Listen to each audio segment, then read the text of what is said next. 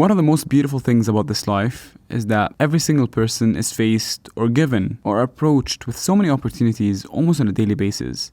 It depends on the level, of course. Some people are faced with opportunities to write a book or act or public speak or create a podcast or create a workshop or join a live session on Instagram, etc., etc., etc. But the question I want to ask you is, how many times have you said yes? How many times have you said no? This is one of the most important questions you should be asking yourself. Because the number of times that you say no to the number of times you say yes, if you found a big difference in the ratio, there's a problem. There's a big problem because you're depriving yourself of a lot of doors that could be opened for you. Doors that you've never even seen. Doors you've never even imagined. And these are doors you are consciously closing in front of your face. You're not even giving yourself the opportunity to knock. In this episode, I want to discuss why is it important to say yes and why is it even lethal to say no. Super important topic. Let's dig deep. Let's discuss.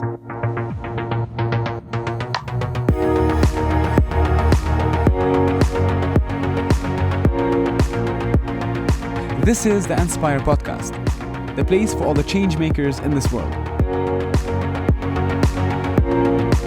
Keep an eye out to hear all the stories, the experiences, and the life lessons that could impact your life forever.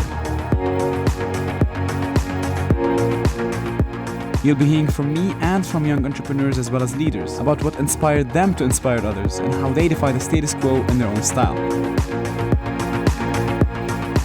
Hussein speaking here, and I want to thank you for taking the time to listen to this episode.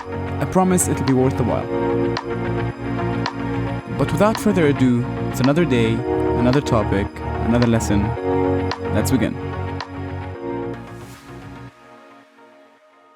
Let's begin with a broad definition.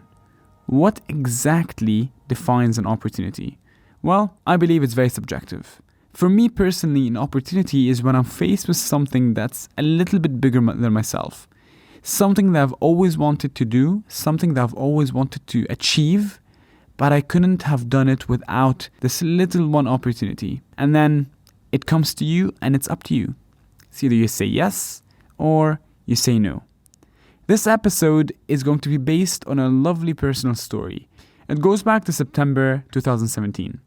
By that time, I had already given a talk that was semi-big. It's not the biggest talk I've ever given, but it is also bigger than any other talk I've given. And at that point, I wanted to do something bigger than myself. And I had one last option and one choice, and that was TEDx. When I saw that TEDx application, I received it on my email, and just like anyone else, it's an insane idea to apply or even speak at TEDx. But I thought to myself, I will definitely regret it if I don't apply. And it doesn't take anything. It's a free application. Just write whatever I want to write and send the application. And you know what? I did my research. I wrote up the topics. I wrote up the title. I sent it. 2 months passed by. I received an email.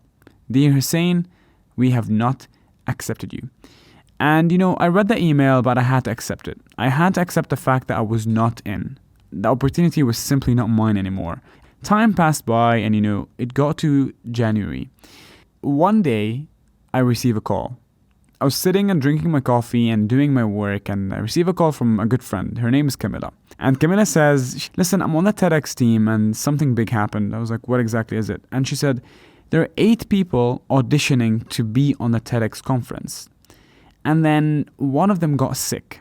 Now, my name was the 9th on the list when they rejected me. And she asked me one question, only one question. And she said, do you still want it?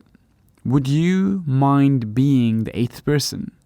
I hung up the line and, I was standing there just gazing at nothing, basically, just looking outside the window.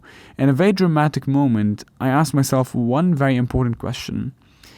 And I told myself that I really want to say no. I really want to say no. This is a scary thing, super scary, and I just don't want to get into this business. But I also asked myself the question, how would I feel if I say no and I go to bed knowing that I just rejected an opportunity for something that I'm so passionate about? And the answer was very clear, that saying no was not an option. I couldn't say no. Then I called back and I was like, Camilla, when exactly is the conference? And she said, it's tonight at 5 p.m. And that basically drove me crazy. But at that second, I took the challenge. I was like, you know what? I'm very passionate about this. I can do this. I said yes. We went to university, we went to the campus, and then this is where the magic starts happening. We sit down from 1 p.m. to 4:30 p.m. No jokes. I was full on energy, focused on that presentation. I created the presentation, wrote down the speech, rehearsed it a few times, came up with a title, and everything was so set. 5 p.m. we left. We went to the conference hall.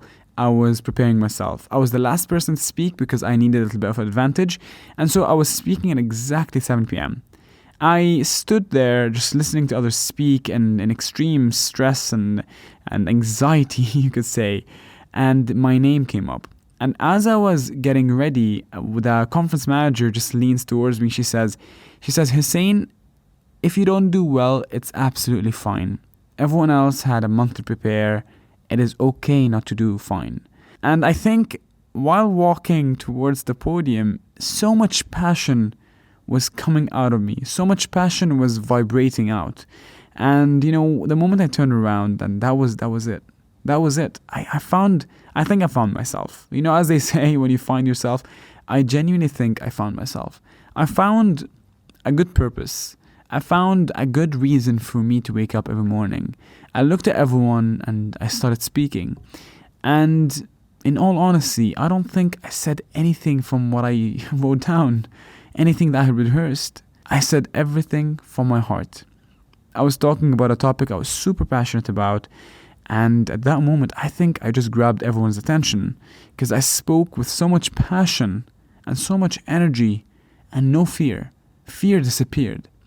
When you're passionate about something so much, you need to really believe in it. And sometimes it's not very clear. Sometimes you wouldn't just know that you're passionate about it.